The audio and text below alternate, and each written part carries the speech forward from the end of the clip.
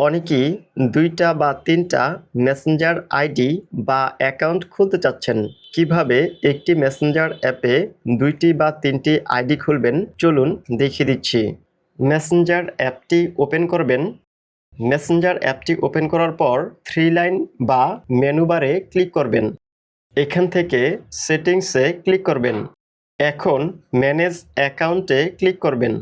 এখান থেকে login to another অ্যাকাউন্টে ক্লিক করবেন। দেন ক্রিয়েট অ্যাকাউন্টে ক্লিক করবেন। ক্রিয়েট নিউ অ্যাকাউন্টে ক্লিক করবেন। এটিকে অ্যালাউ করে দিবেন। আপনার এই মেসেঞ্জার আইডিটি যে নামটি দিয়ে খুলতে চান সেই নামের প্রথম অংশটি ফার্স্ট নেমের ঘরে দিবেন এবং দ্বিতীয় অংশটি সারনেমের ঘরে দিবেন। এক্সাম্পল হিসেবে আমি যদি বলি, ধরুন আপনার নাম এমডি হোসেন, এক্ষেত্রে ফার্স্ট নেমের ঘরে দিবেন এমডি এবং সারনেমের ঘরে দিবেন হোসেন। আমি এখানে ফার্স্ট নেম এবং সারনেমটি দিয়ে দিচ্ছি। ফার্স্ট নেম এবং সারনেমটি দেওয়া হয়ে গেলে নেক্সটে ক্লিক করবেন। এখন যার নামটি দিয়েছেন তার যে ডেট অফ বার্থটি রয়েছে, অর্থাৎ জন্মের তারিখটি রয়েছে, সে জন্মের তারিখটি এখান থেকে সিলেক্ট করে দিবেন। তবে 18 বছরের উপরে জন্মের তারিখটি দিতে হবে। ডেট অফ বার্থটি সিলেক্ট করা হয়ে গেলে নেক্সটে ক্লিক করবেন। এখান থেকে একটি জেন্ডার সিলেক্ট করে দিবেন। এই মেসেঞ্জার অ্যাকাউন্টটি যদি পুরুষের জন্য খুলে থাকেন তাহলে এখান থেকে মেল সিলেক্ট করে দিবেন, আর যদি মহিলাদের জন্য খুলে থাকেন তাহলে ফিমেলটি সিলেক্ট করে দিবেন। জেন্ডারটি সিলেক্ট করা হয়ে গেলে নেক্সটে ক্লিক করবেন। আপনার এই মেসেঞ্জার আইডিটি খোলার জন্য একটি ফোন নাম্বার অথবা একটি মোবাইল নাম্বার দিতে হবে।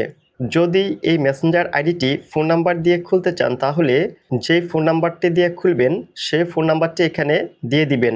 তবে এমন একটি ফোন নাম্বার দিবেন যে ফোন নাম্বারটি দিয়ে এর আগে কোনো মেসেঞ্জার আইডি খোলেননি।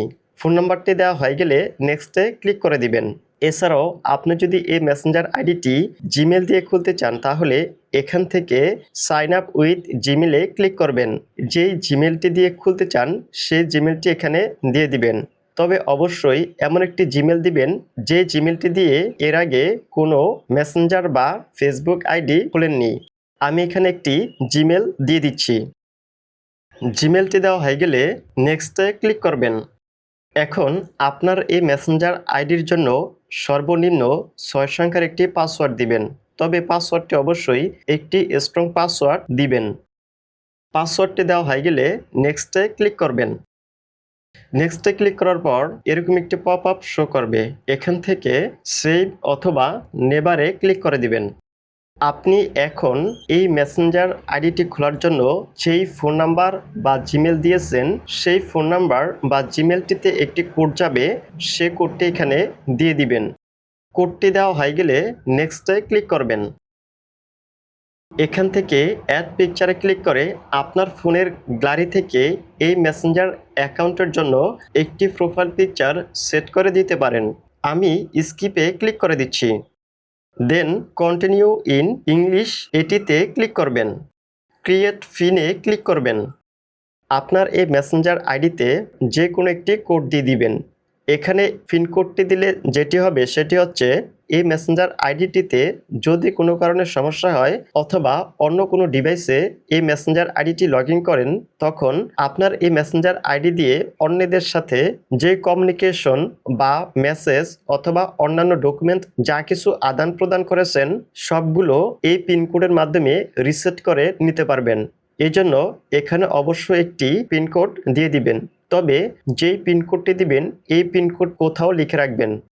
কোডটি দেওয়া হয়ে গেলে এরকম একটি ইন্টারফেস দেখাবে। এখান থেকে টার্ন অনে ক্লিক করবেন, ডানে ক্লিক করবেন।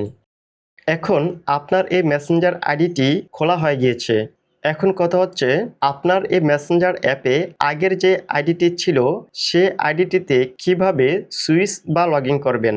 আবার এখন যে আইডিটি খুলেছেন এই আইডিটিতেই বা কিভাবে সুইচ বা লগ ইন করবেন।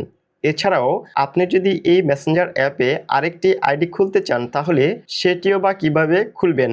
এই জন্য আবার মেসেঞ্জার অ্যাপটি ওপেন করবেন। দেন 3 লাইন বা মেনু বারে ক্লিক করবেন। এখান থেকে সুইচ প্রোফাইলে ক্লিক করবেন। এখানে আগের যে মেসেঞ্জার আইডিটি ছিল সেই আইডিটি এবং এখন যে মেসেঞ্জার আইডিটি খুলেছেন সে আইডিটিও এখানে দেখতে পাবেন। এখান থেকে যে মেসেঞ্জার আইডিতে লগইন বা সুইচ করতে চান সেই মেসেঞ্জার আইডিতে ক্লিক করলেই সে মেসেঞ্জার আইডিতে সুইচ বা লগইন হয়ে যাবে। এছাড়াও এই মেসেঞ্জার অ্যাপে যদি আরও মেসেঞ্জার আইডি খুলতে চান তাহলে লগইন টু অ্যানাদার অ্যাকাউন্টে ক্লিক করে এখন যেভাবে দেখিয়েছি এভাবেই আরও আইডি খুলে নেবেন। ভিডিওটি ভালো লেগে থাকলে ভিডিওতে একটি লাইক দিবেন, কমেন্ট করে জানাবেন এবং এরকম আরও ইনফরমেটিভ ভিডিও পেতে চ্যানেলটি সাবস্ক্রাইব করবেন।